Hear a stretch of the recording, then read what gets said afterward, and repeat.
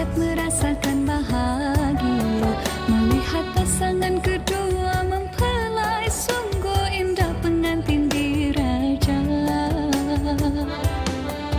Wajah tampan segak dan bijaksana, putra bersedia melakar cahaya. Dengan hati yang menawan, berdua bina maligai diraja.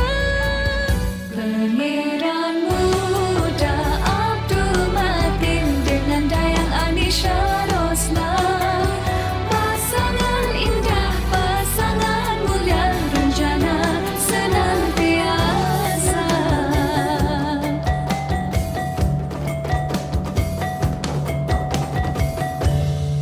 Dengan bismillah adat majlis dimulai, memohon keberkatan dari Yang Esa. Pasangan sehati terlihat sempurna, dirgahayu kasih